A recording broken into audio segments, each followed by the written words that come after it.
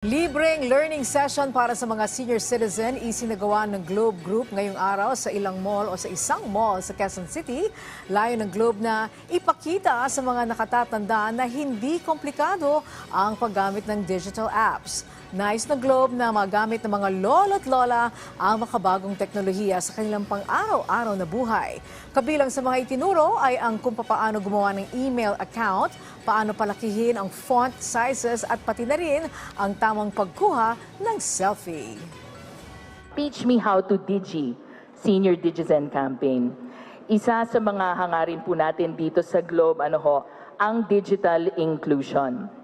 Gusto ho natin na kasama ang lahat sa digitalization journey, anumang edad o katayuan sa buhay. Mas magiging maunlad po, ang inyong mga pamilya, komunidad, maging ang bansa kapag lahat po ay nakakasabay sa makabagong teknolohiya. Our seniors, kayo po ang bidang